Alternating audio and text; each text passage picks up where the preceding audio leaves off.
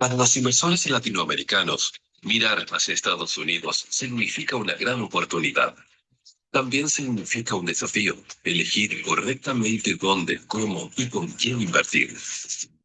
La Taburusa y Suma Advisors informan la red de profesionales que acompaña a los latinoamericanos en el camino hacia inversiones inteligentes. De más de 30 años de trayectoria, oficinas en toda la región y su casa central en Miami cuentan con alianzas estratégicas con partners de prestigio en sectores como real estate, hotelería, franquicias, food and beverage y fondos de inversión estructurados, especialmente para facilitar el acceso de capital de América Latina. Guiamos cada decisión con planificación legal e impositiva y la complementamos con la gestión de especialistas para la obtención de visas de residencia, siempre con transparencia y estando a tu lado desde el primer momento. Porque no se trata solo de invertir, se trata de asegurar tu futuro, tu tranquilidad y el crecimiento de tu familia. Confianza, resultados y visión global nos definen. Hoy más que nunca, es tiempo de evolucionar. Da un próximo paso con nosotros.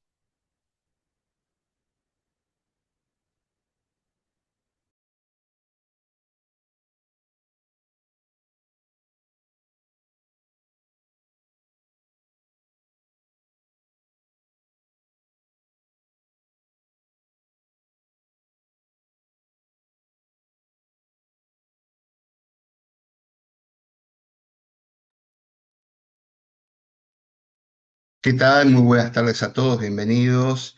Gracias por acompañarnos. Si no me conocen, soy Aliga Rocha, soy el CEO de la Tamenusa. Me acompaña Leo Rod, mi socio fundador de la firma. Y estamos acá para poder contarles un poquito cómo ver las inversiones hoy en día en lo que es el mercado de Detroit. La verdad que es un mercado del cual se ha hablado muchísimo y nos parece muy interesante poder abordar la temática con un especialista, alguien que vive hace un tiempo largo ya en la ciudad de Detroit, que es Eduardo Pérez Oribe, un antiguo cliente amigo de la firma, con lo cual ustedes van a poder tener de primera mano una sensación y una realidad de lo que es hoy Detroit. También vamos a hablar, haciendo una pequeña introducción, Leo va a hacer una pequeña introducción a lo que es el mercado americano, cómo está hoy los números de la macroeconomía del país. Pero previo a eso vamos a contarles un poquito qué es Data Menusa para aquellos que nos acompañan por primera vez. Y en esto vamos a empezar, Leo. Sí, buenas tardes a todos. Mi nombre es Leo Roth, soy socio fundador de la Tamenusa. Yo vivo en Miami hace más de 60 años, en la cual la Tamenusa tiene más de 30 años en el mercado norteamericano, asesorando en la innovación, mejorar y evolucionar con una experiencia y trayectoria profundo en el mercado. Nuestro lema es ser sensible con los clientes, tratando de conseguir lo que es la radiografía y la planificación de cualquier proceso.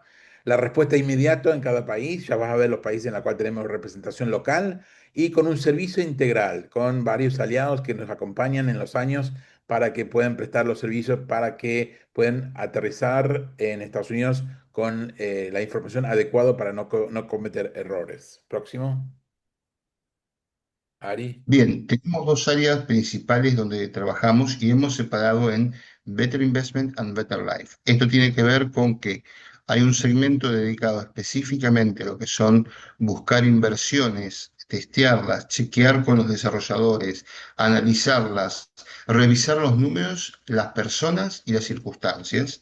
Y hay otra área que es Better Life, que tiene que ver con aquellos que toman la decisión por un tema empresarial, personal, familiar, de hijos, de radicarse en Estados Unidos. Entonces hay servicios asociados a Better Life, como es el caso de franquicias, inmigración, contabilidad e impuestos. Todos esos servicios tienen que ver con el área profesional y son desarrollados por profesionales habilitados para cada una de esas áreas. Mientras que el área de inversión es donde nosotros estudiamos a quienes presentarles. Ahora vamos a seguir con la próxima slide. Nuestros Adelante. servicios. Bien, nuestra tarea principal es hacer un análisis y planificación de cualquier proceso. Nuestra política es que ustedes tengan un soft landing en Estados Unidos, con lo que yo llamo, y lo he llamado muchos años, una radiografía de cada familia, de cada compañía, de cada inversión, en la cual esa radiografía me lleva y nos lleva a una planificación para que el soft landing se cumple. Eso puede ser por el lado de inmigración y visas, en la cual trabajamos con estudios jurídicos en Estados Unidos que prestan el servicio de inmigración y visados, en la cual hay una variedad de visados, en la cual también hay que hacer una radiografía para ver cuál de ellos es el adecuado para cada familia o persona o compañía. Próxima, Ari. También abarcamos el área de franquicias, donde podemos presentarlos con quien es el aliado estratégico por más de 15 años. José Torres, de la empresa Frannet, es uno de los grandes brokers de franquicias en Estados Unidos, con presencia en todo el país, y ellos pueden asesorarlos sobre cómo llegar a una franquicia tanto activa como pasiva, que suele ser un vehículo muy buscado y muy interesante para quienes están pensando radicarse en forma personal. Por eso que esto se alinea dentro de lo que es Better Life. Por otro lado, la parte de estructuración y presentación de inversiones, que es el área ya específica en la cual yo me muevo más y que tiene que ver con lo que les contaba antes de buscar posibles inversiones, negocios, alternativas, cada uno con sus variables a mediano, a largo plazo, la mayoría basados en bienes raíces, y siempre con un riesgo moderado. Ese es nuestro objetivo y para eso tenemos dos sociedades creadas al efecto.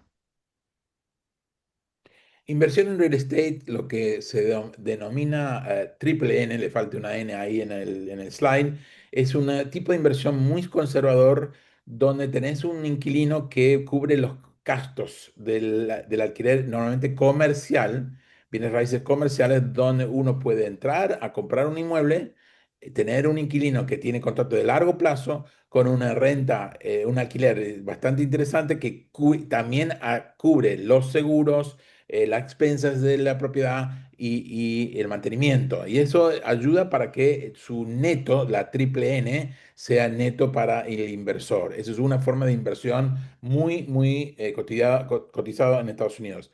La otra parte de de la forma de adquirir un inmueble en Estados Unidos es a través de una financiación bancaria en la cual tenemos con compañías en Estados Unidos la posibilidad de ayudar a extranjeros a tomar créditos para la compra de, de un inmueble en la cual es accesible para el extranjero tanto como americanos. Próximo.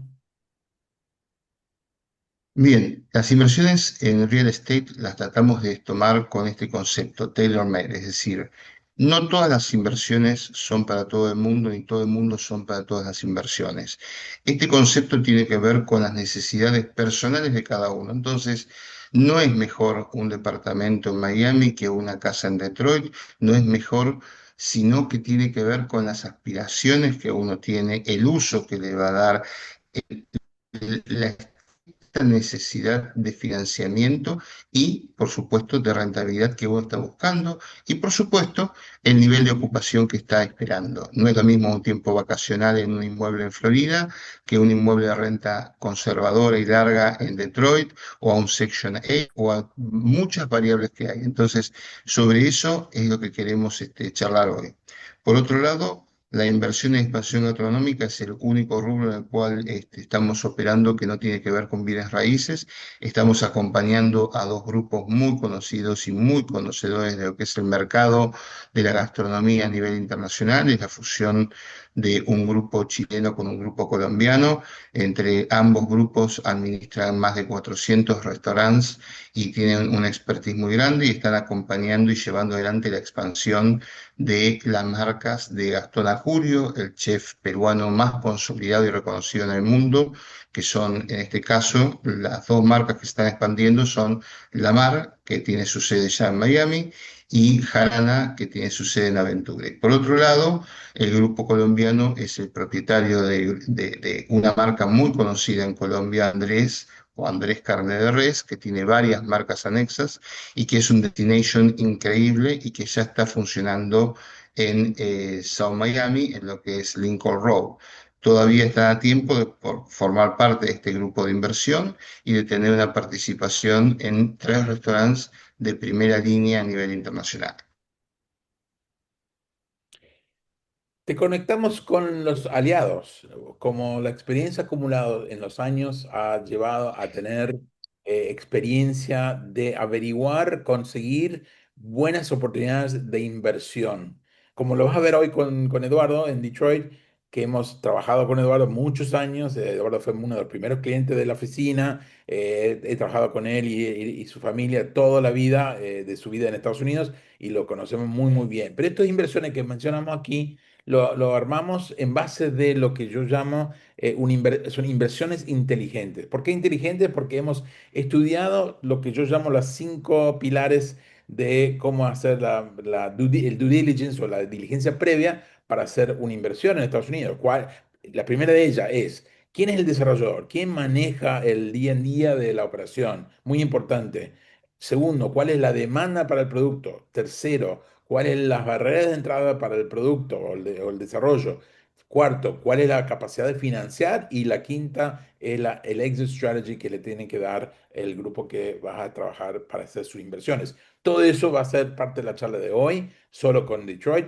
Hay otros modelos, por ejemplo, con Solid EV5 trabajamos en una inversión en la cual puedes tomar la residencia permanente en Estados Unidos con un grupo hotelero con quien trabajamos, en la cual la inversión es un poco más alto para su familia, pero logras la residencia permanente en la categoría EB5. Todo eso son cosas que hay que tomar la radiografía y la planificación con cada uno de ustedes para determinar cuál es el camino que ustedes quieren basado en sus condiciones financieras, legales, familiares y obviamente corporativos para tomar esas decisiones. Próxima. Bien, Ari. tenemos presencia en varios países con la idea de poder estar cerca y poder conocer la idiosincrasia y que ustedes puedan visitarnos. O sea, desde la sede de Miami hacia abajo, tenemos presencia con oficinas en Honduras, en México, en Colombia, en Chile y en Argentina. A su vez hay profesionales que nos asisten en algunos otros países, pero básicamente esas son oficinas de la Tamenusa basadas tradicionalmente en estudios jurídicos, no por una necesidad específica, sino por un tema vincular, pero todos con una clara orientación hacia el servicio y comercial hacia ustedes. Bueno, estamos en las redes. Este mismo webinar va a ser grabado y puesto en nuestra página de YouTube, Latam en USA. Tenemos la página en LinkedIn, tenemos la página en Facebook y tenemos la página en Instagram en la cual nos pueden seguir y tendremos ahí novedades, información y obviamente formas de contactarnos en esa página. Adelante. Bien, les quiero contar cuáles van a ser nuestros próximos eventos presenciales, o sea, uno virtual y uno presencial. El primero va a ser el 22 de julio, va a ser virtual y vamos a hablar sobre una temática que suele ser transversal a cualquier inversión y a cualquier planificación de erradicación en Estados Unidos, tanto por familias como por empresas. Y es el tema banca internacional, cómo operar. Van a tener la chance el día 22 de julio de tener a dos personas de uno de los bancos más conocidos de Estados Unidos y la posibilidad de compartir con un fondo de administración patrimonial que se dedica específicamente a ordenar la planificación de los inversores internacionales no americanos en el exterior. Entonces, eso será nuestra charla del 22 de julio. Y luego sí, tendremos presencia física en Expo Real Estate Argentina, que se va a desarrollar el 12 y 13 de agosto en el Hotel Hilton de Puerto Madero, en la ciudad de Buenos Aires, y donde van a poder tener de primera mano información con quienes nos van a acompañar. 5 grupos van a estar presentes de nuestros aliados. Vamos a brindar 2 workshops y una conferencia específica y exclusiva de la Tamenusa en el marco de Expo Real Estate, esos 2 días en Buenos Aires, Argentina. Luego hay más eventos, el calendario lo vamos a ir sumando más adelante, pero vamos a estar en Chile, nuevamente en Colombia, en República Dominicana. Bien, queríamos, y siempre hacemos esto en las webinars, brevemente dar una situación macroeconómica de Estados Unidos para que ustedes estén informados de la situación actual, de las condiciones económicas que están ocurriendo hasta el día de hoy. Primer gráfico que tienes en la pantalla que puedes ver es la evolución de la tasa de desempleo en Estados Unidos hasta el mes de abril, en la cual vas viendo que se ha mantenido bastante estable en cuanto que no hay subidas ni bajadas y está en el 4,3% de desempleo nacional. Ese target está un poquito alto frente a lo que son las condiciones que la Reserva Federal le gusta. Ellos buscan que la tasa de desempleo se rima al 2%, pero el 4,3% y estable no está mal, dado las condiciones geopolíticas que existen en el mercado, en el mundo, en la cual Estados Unidos sigue con una situación de empleo bastante equilibrado. Próximo. Segundo importante dato que también es importante para verlo es el crecimiento del PBI, del crecimiento de la economía en general, en la cual obviamente esto también tiene una variación y tiene que ver a veces con las situaciones macroeconómicos y geopolíticos en el mundo. Viste, vas a ver ahí que el trimestre 3 de 2025 estaba en el 4,4, el cuarto trimestre estuvo en 0,05 y ya empezó a ponerse estable de vuelta del 1,6 en el primer trimestre de 2026. Obviamente aquí tenemos un factor que todavía no se mide, no se ha puesto en medición por ahora hasta que vemos cómo termina el segundo trimestre de 2026 con el tema de la guerra de Irán, en la cual sí puede haber sido un efecto en la economía y veremos las estadísticas cuando sale y termina el segundo trimestre. Próximo. La tasa de interés, que también es un factor muy, muy importante, y hoy salió el dato de la Reserva Federal, que es el Banco Central de Estados Unidos, en la cual has visto que empezando en julio de 23 estaba en el 5,5% y poco a poco fue bajando esa tasa a 3,75%. Todo esto tiene que ver con el tema inflacionario, todo esto tiene que ver con lo que va a hacer el mundo de crédito en Estados Unidos y obviamente esta tasa de 3,75% que se ha mantenido desde diciembre hasta la fecha de hoy, porque hoy se anunció, aquí el gráfico no lo dice, pero hoy se anunció que se mantiene estable. Obviamente el tema inflacionario, que vas a verlo en el próximo gráfico, influencia un poquito esta tasa. Obviamente el presidente también quiere que esta tasa lo baje. La banca federal o el Fed, el Banco Central, es independiente, siempre ha sido independiente y últimamente ya se cambió. El señor Jerome Powell que terminó su término y ahora está el nuevo presidente del Banco Central, en la cual, por lo visto, en lo que hizo en el día de hoy, va a mantener la política de mantener las tasas en este rango de 3,75 por un tiempo y veremos cómo sigue el tema de la inflación a futuro. Próximo. Y por Leo, último, una acotación de que la tasa esa no es la tasa de financiamiento de privado, es la tasa interbancaria, digamos. O sea, porque alguno puede decir, bueno, pero alguien puede conseguir a 3,75 crédito. No, no en particular, no nosotros. Esa es la tasa que rige para los bancos, ¿correcto? correcto, correcto, Ari. Buena aclaración. Y por último, y este es el punto más sensible de los gráficos que existe hoy día en el tema macroeconómico de Estados Unidos, el tema inflacionario. Y es preocupante un poquito porque obviamente Estados Unidos, el target también para el Banco Central es el 2% y es casi el doble, o más del doble en este momento.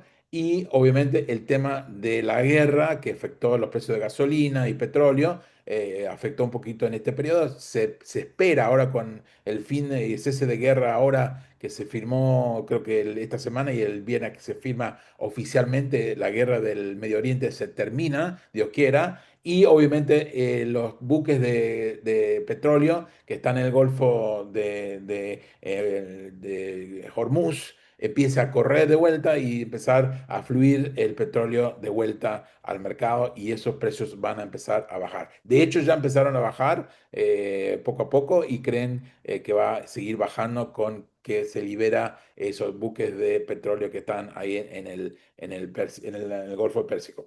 En este momento, lo que están viendo en el core inflación no ha sido bastante afectado. Lo que sí están viendo que esto se regula, se controla y obviamente desde la época de la pandemia que llegó a 9%, todavía estamos en menos de la mitad de lo que pasó después del COVID, en la cual subió dramáticamente la inflación. Ahora, hoy en día está bajo control, el presidente sí trata de poner presión para que las tasas se bajan, pero como el Banco Central es independiente, ellos manejan por los factores que vean en la macroeconomía para determinar si suben o bajan. Esperemos que esto baje por su naturaleza y vemos si en los próximos trimestres, semestres o meses se empieza a ir para abajo la tasa de inflación. Esto es muy breve, muy genérico en las estadísticas que hemos dado. Eh, próximo. Y queríamos darte ese macro para entrar en el micro de Detroit. Y cuando digo micro en Detroit, aquí tenemos un especialista. Eduardo, si quieres poner cámara ya para empezar conmigo esta parte de la conversación. Vamos a hablar un poquito de lo que nosotros llamamos inversiones inteligentes con un especialista. Y el especialista es Eduardo Pérez Oribe, con quien trabajamos hace mucho tiempo en el mercado. Eduardo fue uno de mis primeros clientes, no quiero decir el año porque ya nos va a adaptar un poquito con la edad, pero estamos ahí bastante tiempo conocidos. Hemos trabajado en el pasado y lo invitamos para que ustedes conozcan y sepan y tengan una idea de una alternativa de negocio que puede ser interesante manejado bien. Y aquí Eduardo va a explicar esa primera parte y quisiera que se presente y que hable un poquito de su experiencia y entramos en detalles sobre el mercado de Detroit. Adelante, Eduardo. Hola, gracias Leo, gracias Ariel, a todo el equipo, a los que nos están escuchando y a los que nos van a seguir escuchando y viendo cuando esta grabación se publique. Sí, creo que debí estar o debo estar entre los primeros 5 o 10 de los clientes de la compañía hace ya muchos años atrás, como bien estás diciendo Leo. Mi nombre es Eduardo Pérez Oribe, soy broker en el estado de Florida y en el estado de Michigan, y lo voy a recalcar, soy broker en Florida y en Michigan. Hoy vamos a hablar de Detroit y no necesariamente los que se dedican a la actividad de bienes raíces en Detroit tienen una licencia en Michigan, pero ya entraremos en detalle a medida que avancemos en la charla, en la presentación. Soy además profesor de bienes raíces y he dictado clases en Gold Coast, una de las principales instituciones para obtener la licencia en el estado de Florida. Por mis clases han pasado más de 5.000 alumnos. Eso me llena de satisfacción saber que parte de los que hoy ejercen la actividad en Florida, bueno, alguna vez estuvieron en mis aulas con la ilusión de convertirse en realtors, y algunos de ellos son realmente muy famosos y han tenido una carrera muy exitosa.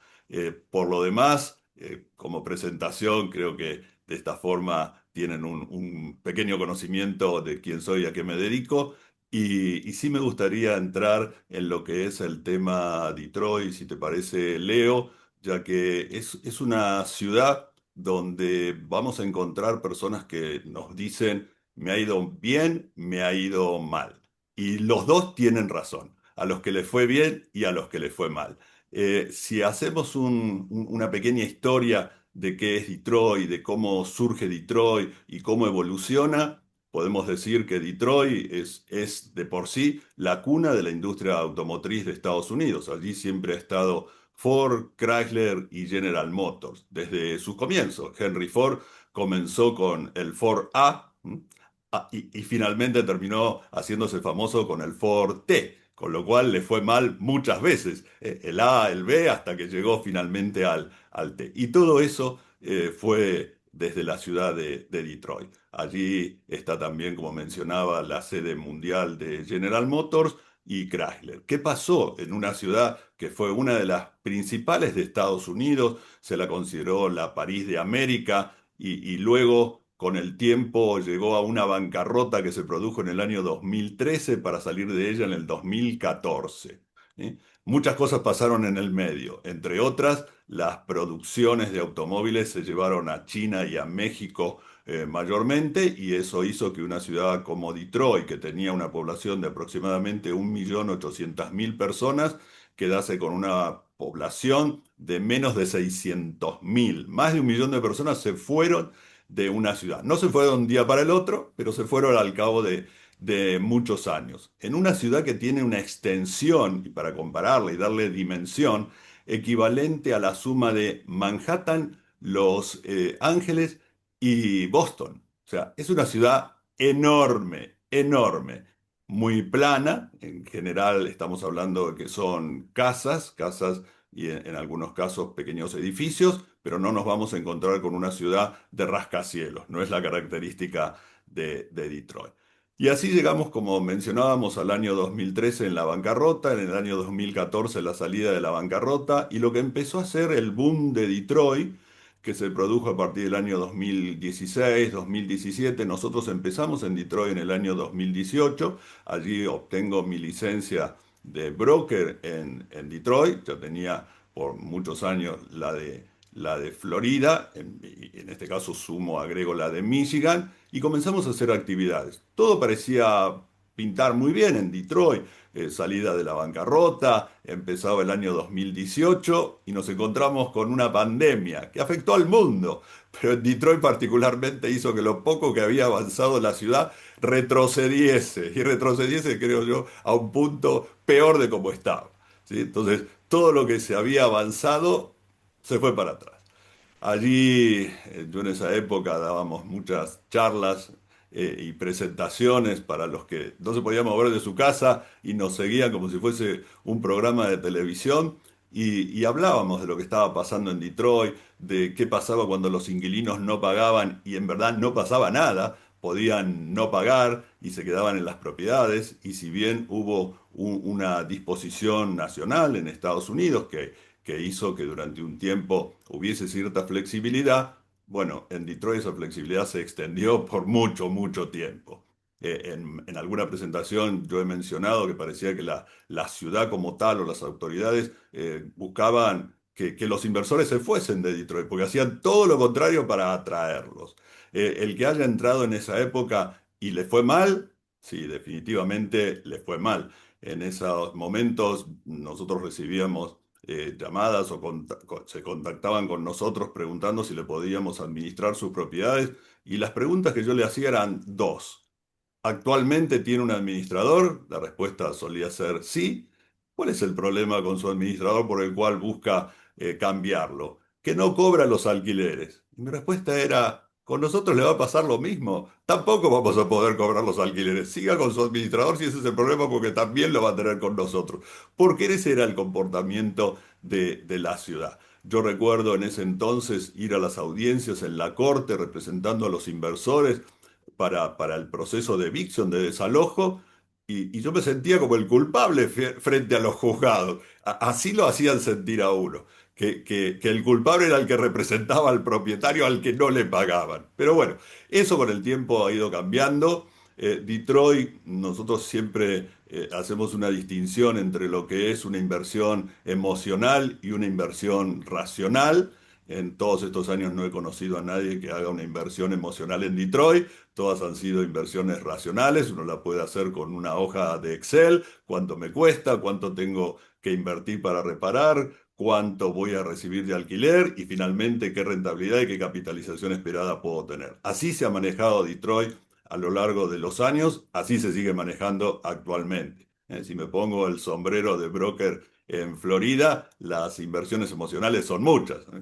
Quiero comprarme una propiedad que esté en Miami Beach, en el piso tal y que vea el mar y las palmeras. Eso es puramente emocional. Ahí yo creo que si uno va a un Excel y hace un cálculo, racionalmente no invertiría. Probablemente no sea un buen negocio, pero emocionalmente sí. Entonces, esa es una gran diferencia. Quien va a invertir en Detroit y no lo hace desde un punto de vista emocional, lo hace desde un punto de vista racional, completamente racional. Entonces, si en ese estudio racional alguna de las variables que considera fallan, como por ejemplo que los inquilinos no paguen, bueno, todo el cálculo racional que hizo definitivamente le va a dar pérdida, pérdida y pérdida.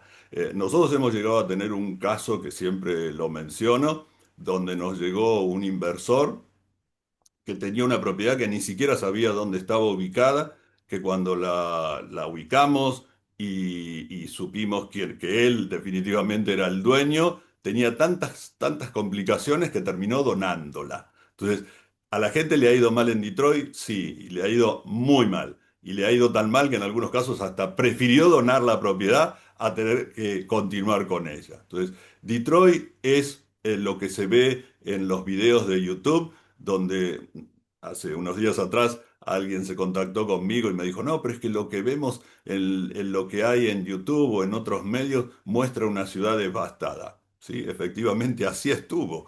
Era una ciudad donde las casas estaban quemadas y no una esporádicamente, una al lado de la otra. Era realmente una película de terror en vivo.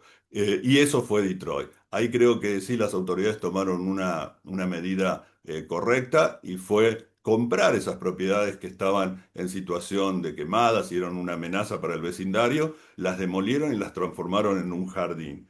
Y cuando las transformaron en un jardín, se las vendieron a los vecinos, a los lindantes, y se las vendían por $100 o $250 si no eran lindantes. Eso fue bueno porque hizo que esas casas quemadas terminasen viéndose como un parque. ¿Sí? Entonces, ese creo que a lo largo de los años es el punto que rescato de lo bueno que se hizo en la ciudad a nivel de las autoridades.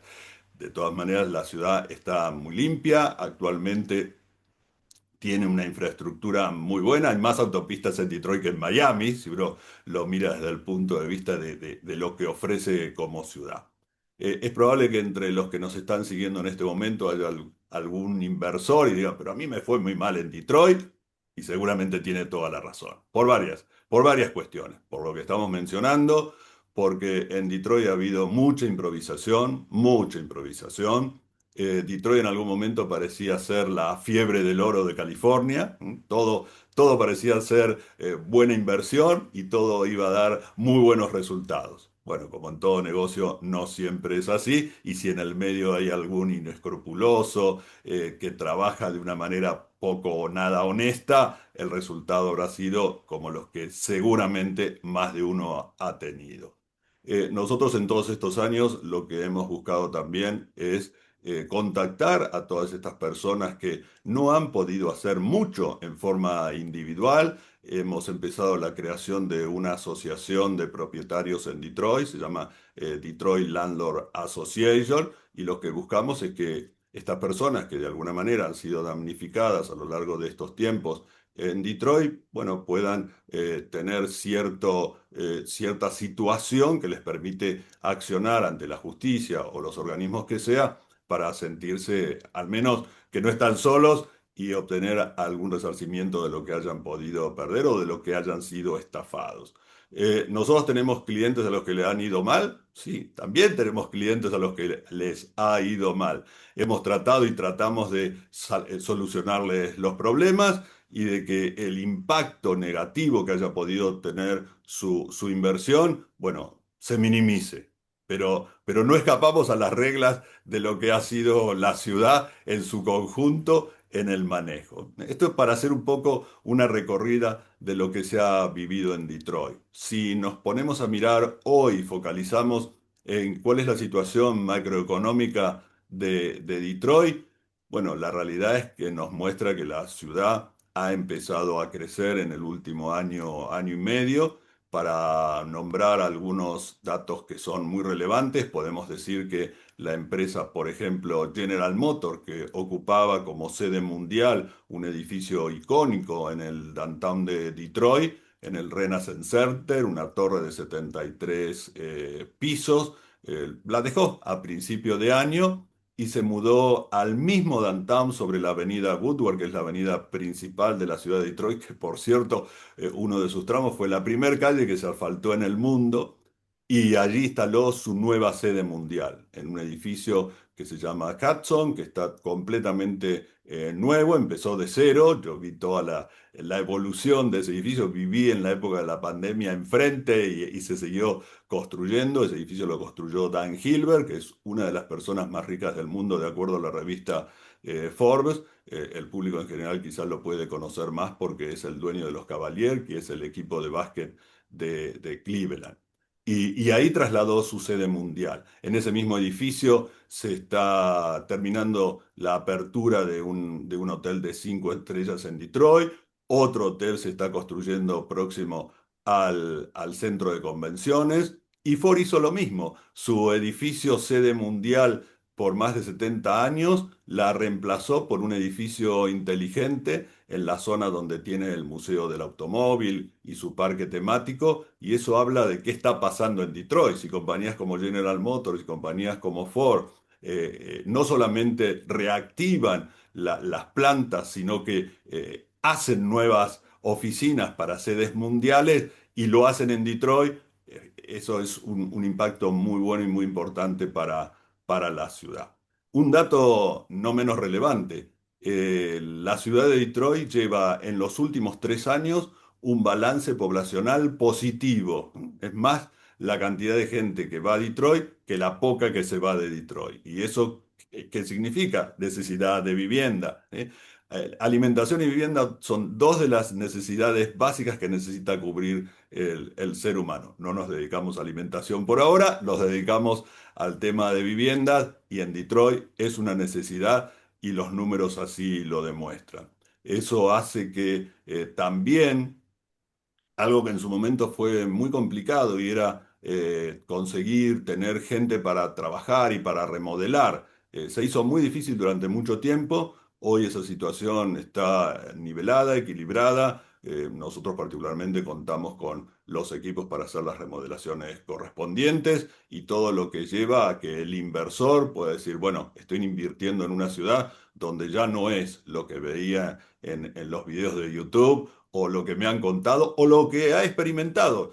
Nosotros tenemos inversores a los cuales, como mencionaba antes, les ha ido mal y cuando me dicen, bueno, y ahora cuando salgo de la propiedad que tengo, ¿dónde invierto? Y nuestra respuesta es, invierta en Detroit. Claro, suena un poco extraño, ¿no? Alguien que le va mal en Detroit y que la respuesta de su broker sea, vuelva a invertir en Detroit.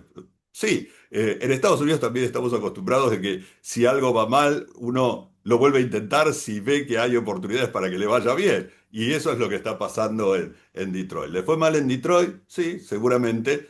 Yo como inversor también me fue mal en Detroit en algunas propiedades, pero sigo siendo y seguimos administrando. Y un tema que también me gustaría mencionar es que a lo largo de estos últimos tiempos hubo más de 1.000 propiedades que fueron dejadas de tener administración. ¿Mm? Hubo administradores que de un día para el otro le dijeron a sus inversores, le dejamos de administrar la propiedad.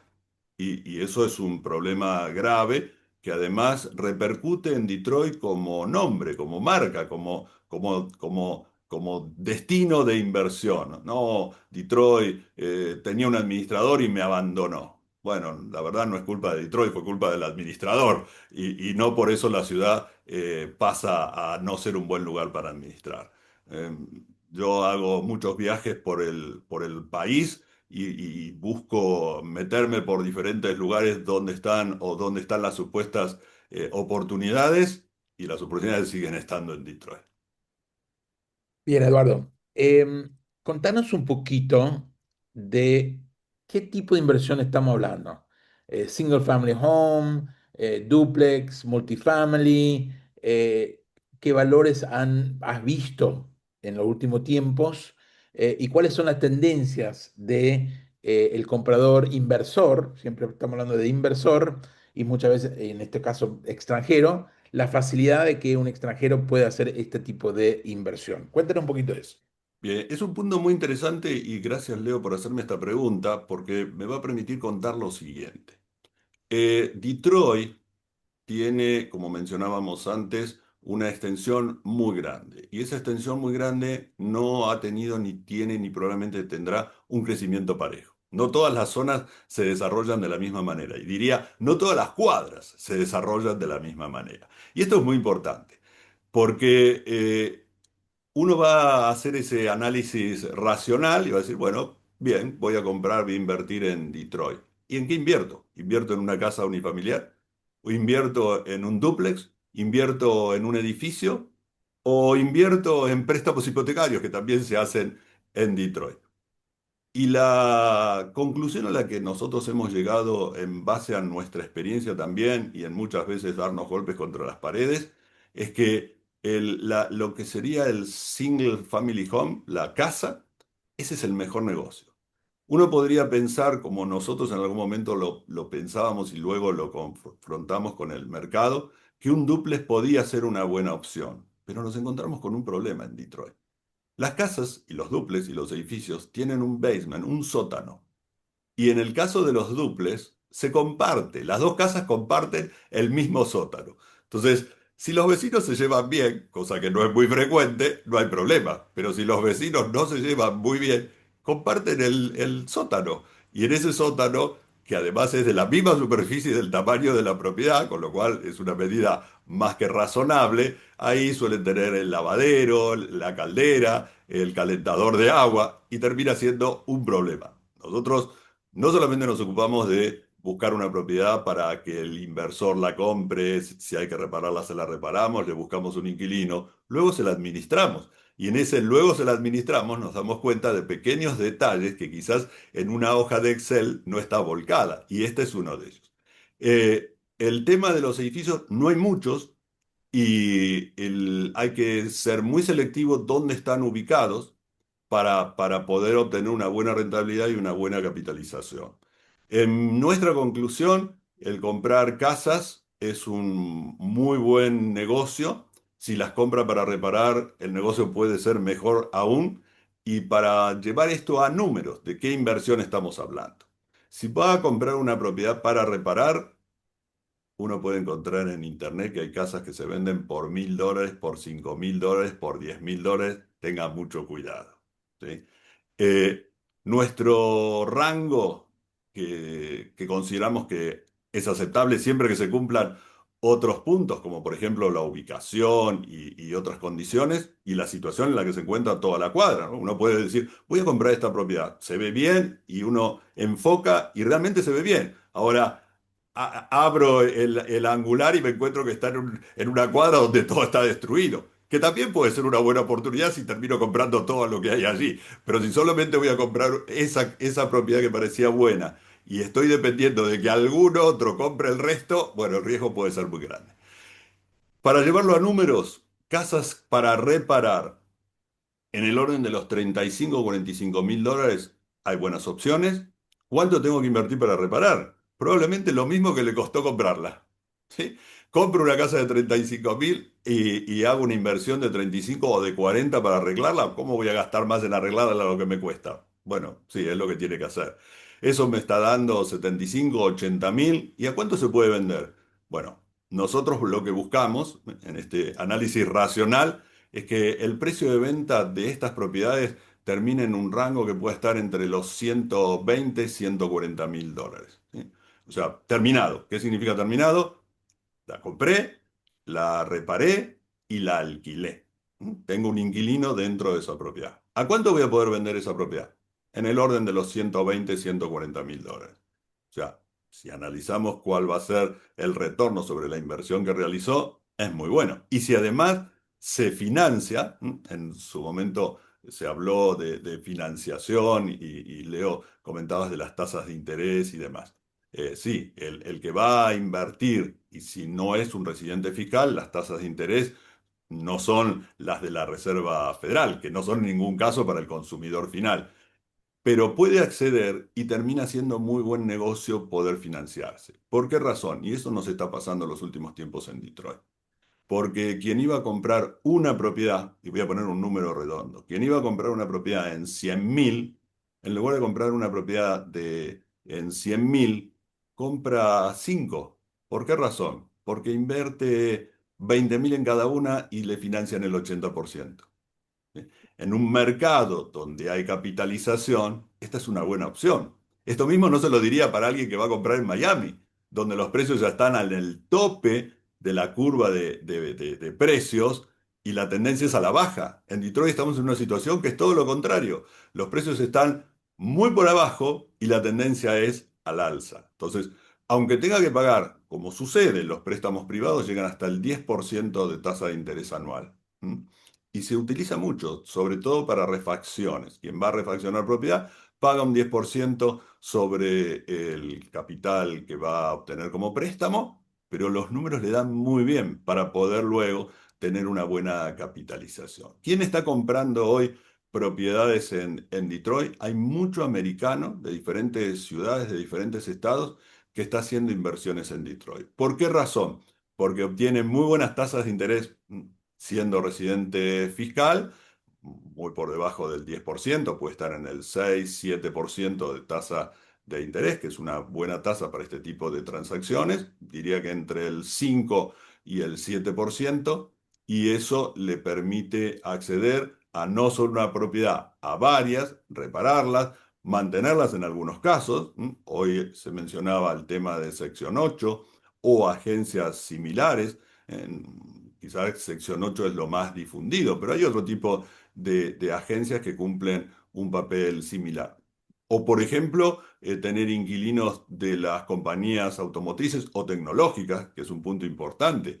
Empresas tecnológicas se han radicado en Detroit ya desde hace varios años, entre ellos Microsoft, Google, y hacen acuerdos con las empresas automotrices para todo lo que tiene que ver con el auto inteligente. Entonces, estas empresas necesitan que su personal que llega a Detroit de otras ciudades y de otros estados tengan donde vivir. O la Universidad de Michigan, que es una universidad muy importante dentro de Estados Unidos, que tiene su sede en Ann Arbor, a 40 minutos del downtown de Detroit, y que actualmente está construyendo, terminando un centro de innovación y de tecnología dentro del mismo downtown de Detroit. O sea, tener inquilinos donde, como nosotros decimos, no depende de su propio bolsillo para pagar el alquiler, bueno, para un inversor eso es una situación muy conveniente. Entonces, todo esto está haciendo de que hoy Detroit se presente de una manera muy diferente a lo que es el Detroit, como mencionaba antes, que podíamos haber visto en alguna presentación en YouTube o inclusive haber experimentado en forma personal. Eduardo, mencionaste que la propiedad te puede costar $35.000, puedes gastar otros $35.000 en reparación.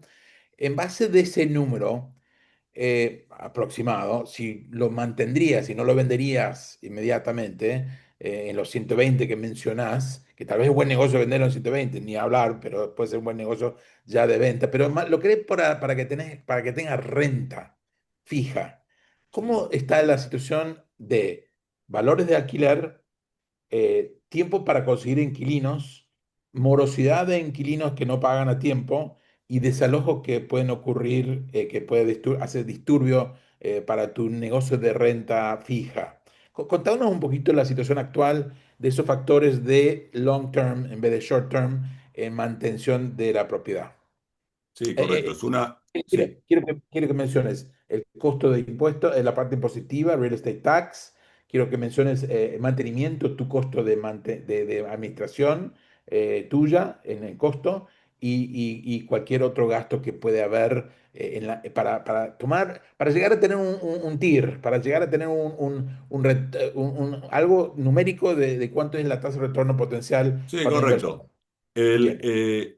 para dar un ejemplo, una casa cuyo valor de mercado está en el orden de los $120.000 puede estar recibiendo un alquiler que va a ir entre los 1.200 y $1.400. Promedio. Algún caso puede haber de 1.500 y algún caso puede haber de 1.000. Pero digamos que ese sería un valor razonable de alquiler de mercado hoy. Eh, Sobre ese alquiler, ¿qué gastos va a tener? Va a tener lo que es el property tax o el impuesto a la propiedad, que en Florida es muy fácil de determinarlo porque está entre el 1,75 y el 2% del valor de la propiedad. En Michigan o en Detroit ese valor puede variar y puede variar dependiendo inclusive de cómo compró la propiedad. ¿Sí? Aquí entran a jugar algunas particularidades. Compró la propiedad a nombre de una sociedad, que es lo ideal. Punto número uno, nunca compre una propiedad a nombre personal, salvo que sea su residencia principal. Así que como inversión, siempre primero contacte con la TAP, haga las sociedades y todo lo que tiene que ver para poder luego convertirse en un inversor. Entonces, el impuesto a la propiedad sería uno de los ítems que en el estado de Michigan o en Detroit se paga dos veces en el año. Hay un impuesto de verano y un impuesto de invierno que su lógica es porque la ciudad tiene un gasto mayor de operación en el invierno que en el verano, entre otras cosas tiene que sacar la nieve de todas las calles de la ciudad, para que tengan una idea, yo he vivido temperaturas de menos 29 grados centígrados en Detroit, o sea, menos 29 grados. Y si vamos a una particularidad, Canadá es un país que está al norte de Estados Unidos, ¿verdad? Bien, Detroit es una ciudad que está al norte de la ciudad vecina canadiense que es Windsor. O sea, Windsor está al sur de Detroit, así que es una ciudad donde hace mucho frío. Y el gasto de la ciudad para mantener sus calles, que las mantiene muy bien, en el invierno es mayor que el de verano. Nosotros como administradores, nuestros honorarios son el 10% del valor del alquiler. Si la casa está desocupada, también tenemos un fee que cobramos. A veces nos dicen, ¿y por qué cobran cuando la casa está desocupada? Porque cuando está desocupada, la realidad es que tenemos más trabajo que cuando está ocupada. Hay que tener en cuenta el tema del corte de pasto, de que no haya basura acumulada en la puerta de la casa, porque todo eso puede llevar a que le coloquen multas, ¿sí? Y básicamente esos son los gastos que va a tener, más el seguro que le puede colocar a la propiedad. ¿Qué rentabilidad puede llegar a obtener? Y vuelvo a repetir, puede. Eh, en algunos casos los inversores dicen, no, pero usted me prometió que iba a obtener. Bueno, no, yo creo que en el mundo de los negocios prometer es una palabra que no existe, es imposible prometer. ¿Cuánto va a ganar mañana si invierte en Bitcoin? No, quizás pierda. Entonces, en las propiedades es lo mismo. No necesariamente va a ganar, se supone que sí, y si uno analiza el comportamiento de los valores de las propiedades a largo plazo, siempre ha sido positivo. De hecho, la inversión en propiedades es un resguardo hasta para los más ricos de las revistas de la lista de Forbes. Pero vale la aclaración, uno corre el riesgo, como toda inversión, donde puede no obtener esos márgenes. Pero hoy estamos hablando de que algo razonable está entre el 8 y el 10%, y ese no sería el mejor negocio va a ser la capitalización que pueda tener a futuro. Todo esto si se mantiene un poco el análisis macroeconómico que hacía Leo, y qué va a pasar con la tasa de interés, y qué va a pasar con la guerra, y qué va a pasar, y qué va a pasar, y qué va a pasar. O sea, si todo eso se mantiene, puede que pase esto. Eduardo, es importante que le hables al público con respecto al tema de, el inquilino. En este caso, ¿cuánto tiempo te lleva conseguir un inquilino? ¿Qué se firma con el inquilino para la garantía para el propietario? Eh, ¿Qué morosidad has visto últimamente con los inquilinos? Y el peor, el desalojo. Cuéntanos un Sí. poquito de la situación del desalojo en Detroit en este momento. Bien, nuestro proceso con aquellos inversores que nos dicen, vamos a buscar una casa, la vamos a reparar, la vamos a alquilar y la vamos a mantener, ¿sí? La opción que mencionabas.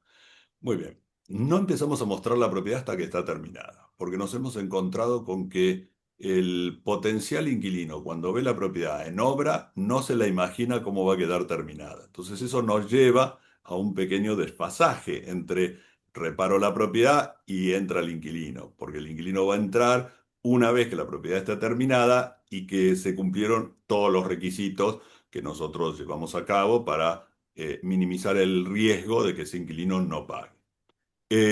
Los contratos en Estados Unidos, al menos en el estado de Michigan y Florida, donde yo tengo mis licencias, son anuales. Eso quiere decir que más allá de que el inquilino se vaya a quedar varios años en la propiedad, que es lo ideal para el inversor, cada año habrá que hacer un nuevo contrato de alquiler.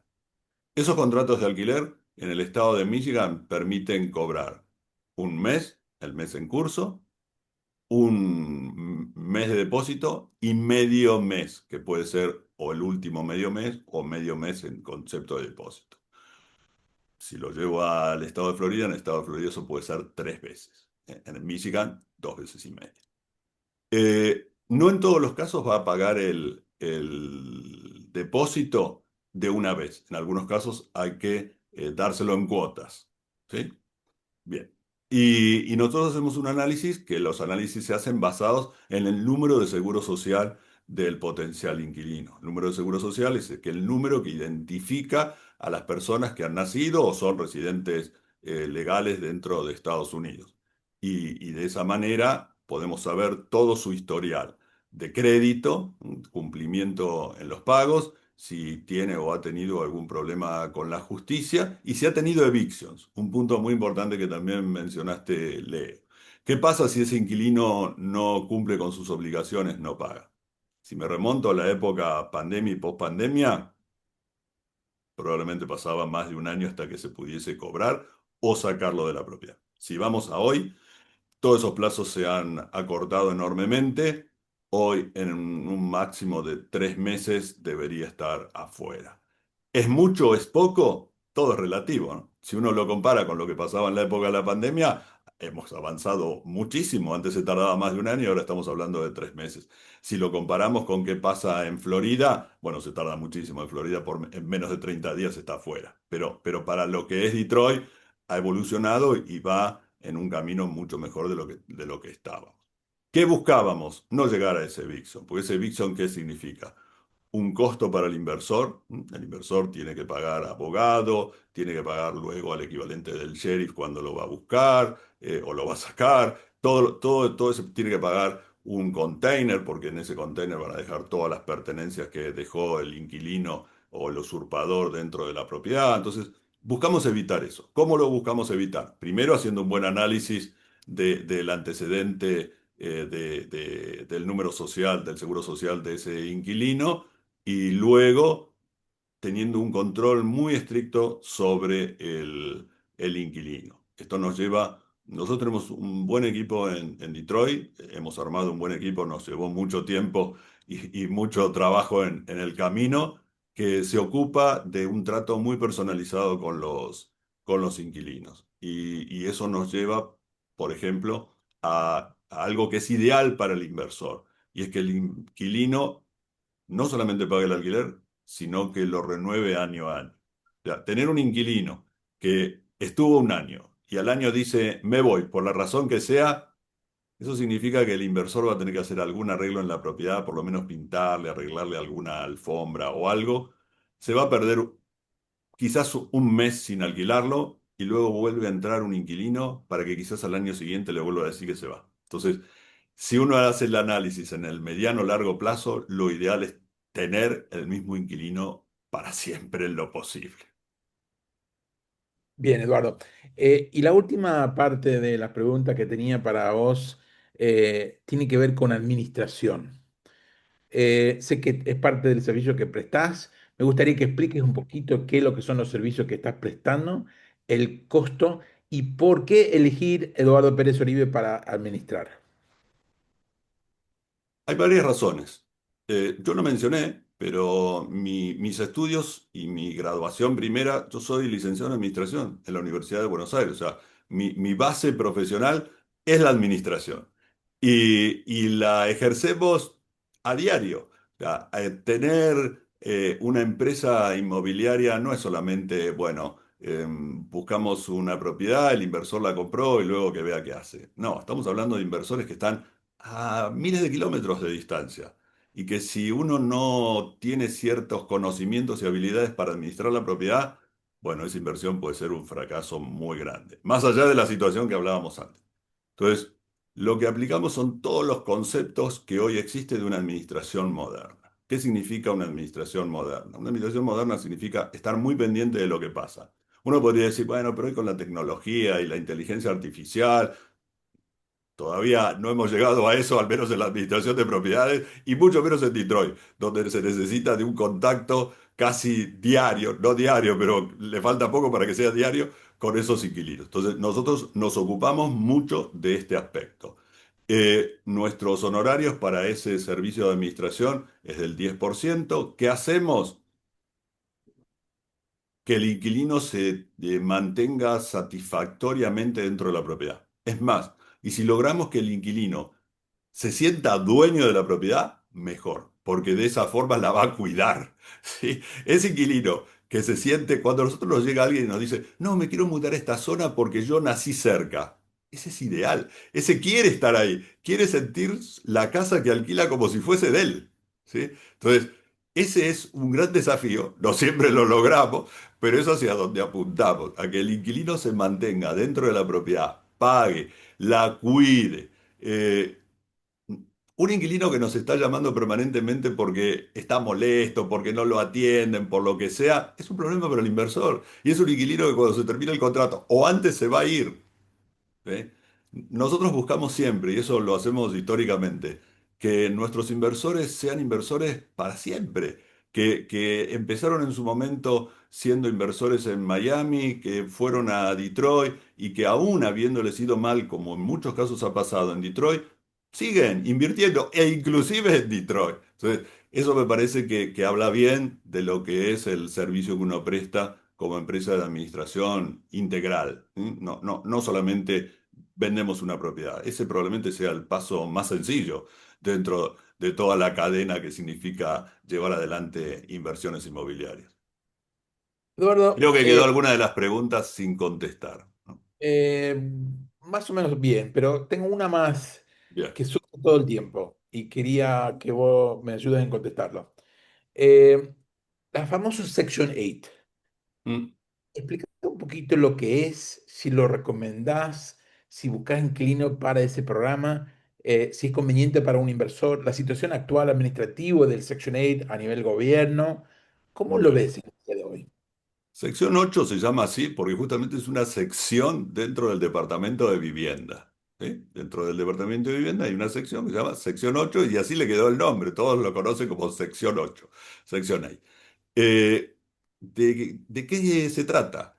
Bien, el Departamento de Vivienda tiene a través de esta sección 8 una modalidad y es que le paga total o parcialmente el alquiler a personas que tienen dificultades físicas o económicas. Esto puede ser transitorio o permanente. Ejemplo, una persona que tiene un problema físico permanente se lo va a pagar siempre. Una persona que tiene un problema físico transitorio, va a llegar un momento que se lo deja de pagar. Lo mismo, por ejemplo, una persona que tiene un hijo menor de edad, bueno, será transitorio, porque cuando el hijo se transforme en mayor de edad, va a dejar de recibir ese beneficio. ¿Es bueno para un inversor? Yo creo que para un inversor es bueno siempre que el inquilino, sea sección 8 o no, pague. El, sección 8 tiene una serie de requisitos y nosotros, de hecho, cuando hacemos reparaciones de propiedades, las hacemos basados en los estándares de sección 8. ¿Sí? Sección 8 hace una inspección de la propiedad y la propiedad tiene que cumplir con una serie de requisitos. Y yo siempre pongo este ejemplo, sobre todo si los que nos están escuchando son de ciertos países donde las normas de seguridad tienen que ser extremas, ¿no? Uno diría, o la pregunta sería, ¿considera que una casa con rejas es mejor o es peor para sección 8? O sea, si una casa tiene una reja, sección 8, ¿la aprueba o no la aprueba? Bueno, la realidad es que no la aprueba. Si una casa en Detroit o en cualquier lugar donde funciona sección 8, que es en todo el país, tiene una reja, en sus estándares dice que esa casa no está aprobada para sección 8. ¿Y por qué? Porque en caso de emergencia, el que esté en la casa no podrá salir por las ventanas, por ejemplo. Entonces, nosotros nos basamos en esos estándares de sección 8 para hacer las remodelaciones en las propiedades. Esto significa cumplir con todos los requisitos del tendido eléctrico de la casa, de los desagües, del sistema cloacal, del estado de la casa en general, del techo, del sótano y de todo lo que hace al funcionamiento y los electrodomésticos que tiene que tener instalado una propiedad cuando es alquilada a sección 8. Entonces, esa es para nosotros la regla de toda propiedad que repastionamos. Buenísimo. Ariel, no sé si tienes alguna otra pregunta. Yo creo que yo los míos ya estamos sobre la hora igual. Así que si quieres, hagas las últimas preguntas. Sí, no, creo que ha sido muy clara la explicación de Eduardo y tus preguntas muy acertadas. Traducen un poco lo que queríamos escuchar todos y entender de lo que está pasando en Detroit, así que por mí me parece que está más que cumplida la función de este webinar y además en relación al horario estamos justamente en el horario para poder ir cerrando, así que me parece que sería muy bueno agradecer cuenta sobre lo que pasó en la ciudad de Detroit. A eso justamente apuntábamos, a poner los blancos sobre negros y a poder darle a nuestra audiencia la posibilidad de entender que existen momentos, existen circunstancias, que algunas son previsibles, otras son impredecibles, pero que quienes están involucrados seriamente en el negocio siguen estando. Entonces, Eduardo es un profesional al respecto y me parece que fue más que elocuente tu explicación, te agradezco muchísimo y lo voy a dejar Gracias. a Leo para que la cierre. Bien. Gracias, Ariel. Muchísimas gracias, Eduardo. Ha sido muy didáctico, muy importante tu explicación de todos los factores de entrar en este tipo de inversión. Te hago este última pregunta para que, ¿cuál es el riesgo mayor de Detroit? ¿Cuál sería la razón por la cual uno tendría que tener miedo o decidir entrar o no entrar a una inversión en Detroit? Bien. Vamos a hacer un pequeño comentario. ¿Por qué Detroit volvió a surgir? ¿Por qué Detroit, que era una ciudad que prácticamente estaba en la ruina, porque estaba en la ruina, volvió a surgir? Y volvió a surgir, entre otras cosas, porque parte de la producción que las empresas automotrices tenían en China y en Japón, volvieron a Detroit. ¿Por qué volvieron a Detroit? ¿Porque se les ocurrió un día? No, porque hoy en parte con la robótica reemplazan esa mano de obra que existía en México o en China y porque hoy fabricar en Detroit tiene una serie de ventajas y esto se acrecentó en la época de la pandemia, cuando parecía que era, ¿y ahora cómo traslado la producción de un lugar a otro? No solamente le pasó a la industria automotriz, le pasó a todas las industrias.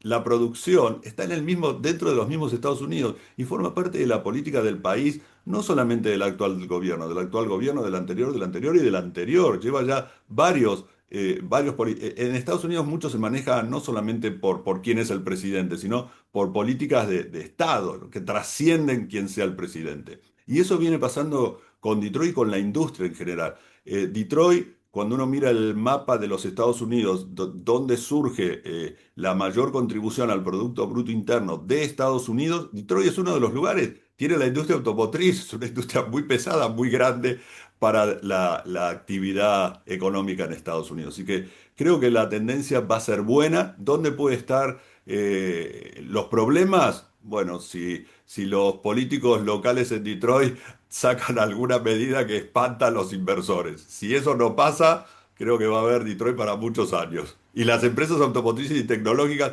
así lo están viendo, por eso hacen las inversiones que hacen. Muy bien, Eduardo, muchas gracias por tu tiempo. Gracias, gracias a ustedes. No, por favor, aquí estamos a la orden. Ariel, repite por favor la fecha de los próximos eventos, que nos Sí, cómo comuniquen, no.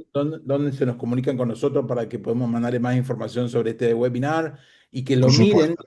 En unos días va a estar en nuestro canal de YouTube en Latam en USA, lo pueden repetir o cualquier persona que no lo ha visto en persona lo pueden ver más adelante. Por favor, los datos de, de los eventos y de dónde. Básicamente vamos a tener una conferencia, digamos un webinar más de carácter virtual, que es el que ven en pantalla el 22 de julio, donde vamos a hablar sobre temas de administración de patrimonios y el tema bancario de los Estados Unidos, de la mano de gente de banca directamente, de un banco americano.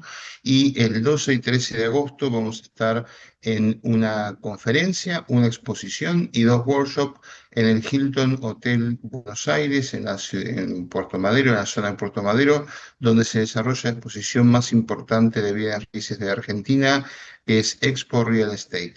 Ahí vamos a tener ocasión de verlos cara a cara a los que estén en Argentina o se acerquen. Es una exposición que congrega a cerca de 15.000 personas en 2 días, es muy interesante y que se repite en varios países. Luego será el turno de Santiago de Chile y luego será el turno de Colombia. Así que los vamos a ir manteniendo tanto en la página web de la Tamenusa, obviamente www.latamenusa.com, van a poder ir actualizando. Ahí tienen los datos de contacto, me los acaba de proporcionar Pilar, ahí tienen nuestro mail, info@latamenusa.com y por supuesto